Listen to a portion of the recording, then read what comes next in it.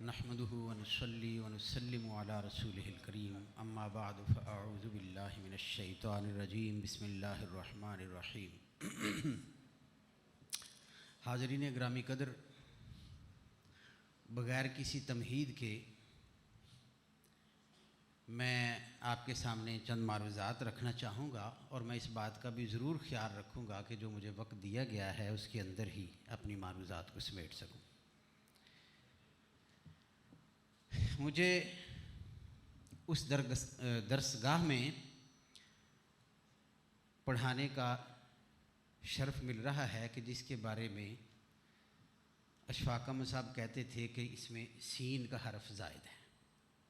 یہ درسگاہ نہیں ہے بلکہ درگاہ ہے، تو ہمارا تو اوڑھنا بچھونا اٹھنا بیٹھنا جو ہے وہ درگاہ کے ساتھ ہے۔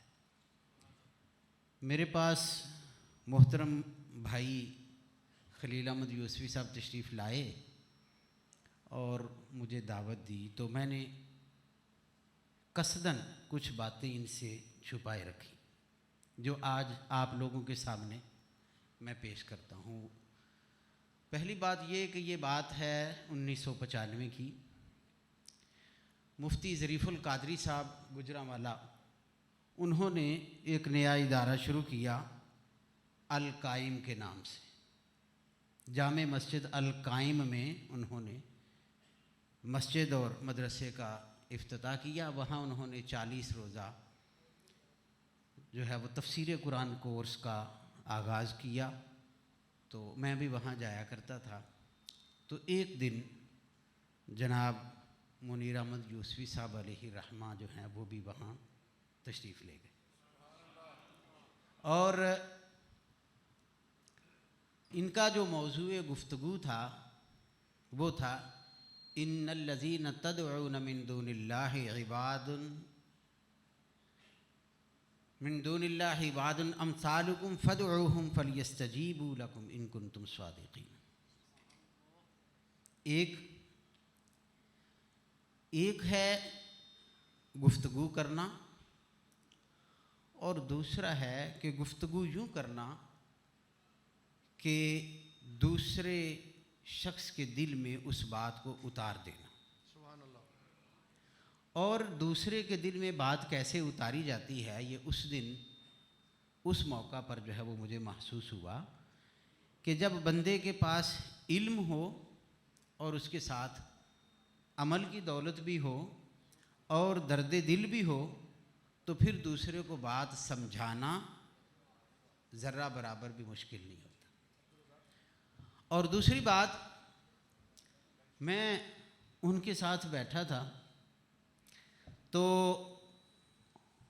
کچھ یہ دو کلامی باتیں جو ہیں وہ میں جو ان کے ساتھ ہوئی وہ آپ کے ساتھ شیئر کرنا چاہتا ہوں۔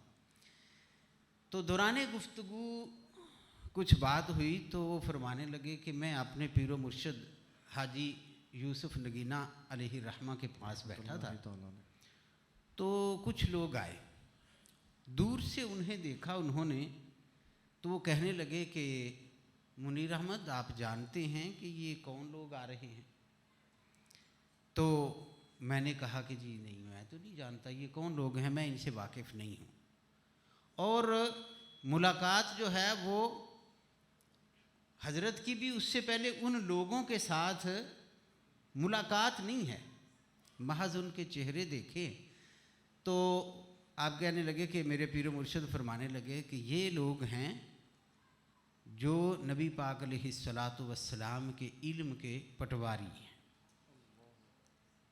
یہ جب آئیں گے تو اس بات پر گفتگو کریں گے کہ نبی پاک صلی اللہ علیہ وسلم کے علم کی حد اتنی ہے، اتنی ہے، اتنی ہے۔ اور کہتے ہیں کہ جب وہ آئے تو واقعات انہوں نے یہی مباحث چھیڑ دی۔ تو یہ دو باتیں جو ہیں جو میرے ساتھ ان کی ہوئیں وہ میں آپ کے ساتھ ابھی شیئر کی۔ ابھی جناب ڈاکٹر کاشف فراز صاحب بڑی خوبصورتی سے یہ بتا رہے تھے کہ جی اللہ تعالیٰ اپنے فرشتوں کو حکم دیتا ہے اور پھر اپنے بندوں کی محبت لوگوں کے دلوں میں، مخلوقات کے دلوں میں ڈال دیتا ہے، صرف بندوں کے دل میں نہیں، بلکہ جو دیگر مخلوقات ہیں، دیکھیں کہ بشر حافی علیہ الرحمہ جب چلتے ہیں بازار میں تو کوئی جانور اس بازار میں جو ہے وہ گوبر نہیں کرتا۔ اللہ تعالیٰ نے جانوروں کو بھی حکم دے دیا کہ بھائی میرا بشر یہاں سے گزرے گا، تم نے اس بازار کو گندا نہیں کرنا۔ تو ان جانوروں کے دلوں میں بھی اسی طرح حضرت غالباً شفیق بلخی علیہ الرحمہ جو ہیں، وہ ان کے حوالے سے جو ہے وہ واقعہ موجود ہے کہ وہ ان کے پاس جو ہے وہ کوئی شخص ملنے کے لیے آیا، بڑی دور دراز سے جو ہے وہ سفر کر کے آیا، بلخ پہنچا۔ بلخ جب وہ پہنچا تو وہ گھر پہ نہیں تھے۔ ان کی دروازہ جب کھٹکھٹایا گیا تو زوجہ محترمہ نے جو ہے وہ حسب عادت کچھ تلخ کلمات سے نوازا، تو وہ کہنے لگے کہ میرے دل میں خیال پیدا ہوا کہ جی جس شخص کی گھر میں عزت نہیں ہوتی تو وہ بندہ جو ہے وہ کتنا بڑا اللہ کا نیک بندہ ہو سکتا ہے۔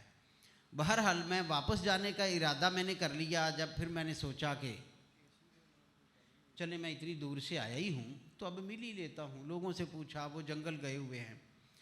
تو جب جو ہے وہ میں لوگوں کے بتانے پر جنگل کی طرف گیا تو وہ جو ہے وہ شیر پر سواری کر رہے تھے۔ تو مجھے انہوں نے مخاطب ہو کر کہا کہ اگر میں اس بکری کی باتوں کا برا مناؤں تو اللہ تعالیٰ کبھی بھی مجھے اس شیر پر دسترس نہیں دے گا۔ اللہ تعالیٰ جانوروں کے دلوں میں بھی اپنے بندوں کی محبت پیدا کر دیتا ہے جب بندہ اللہ تعالیٰ کی محبت میں اپنے آپ کو گم کر دیتا ہے۔ اور پھر دیکھیے اللہ کے نیک بندے کہ اللہ تعالیٰ خود یہ ارشاد فرماتا ہے کہ وَاصْبِرْ نَفْسَكَ مَعَ الَّذِينَ يَدْعُونَ رَبَّهُمْ بِالْغَدَاةِ وَالْعَشِيِّ يُرِيدُونَ وَجْهَهُ وَلَا تَعْدُ عَيْنَاكَ عَنْهُمْ۔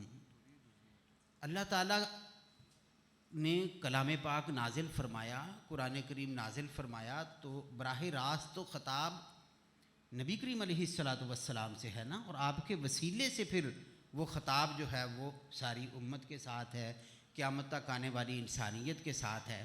تو اس آیت مبارکہ میں براہ راست جو حکم ہے وہ تو اللہ کے نبی علیہ السلام کو دیا جا رہا ہے، اور آپ علیہ السلام کے وسیلہ جلیلہ سے یہ حکم ہمارے لیے بھی اتنا ہی اہم ہے کہ وَاصْبِرْ نَفْسَكَ مَعَ الَّذِينَ يَدْعُونَ رَبَّهُمْ بِالْغَدَاةِ وَالْعَشِيِّ، کہ اپنی جان کو، اپنے نفس کو ان لوگوں کی معیت میں، ان لوگوں کی صحبت میں روکے رکھنا ہے جو صبح و شام اللہ کو یاد کرتے ہیں۔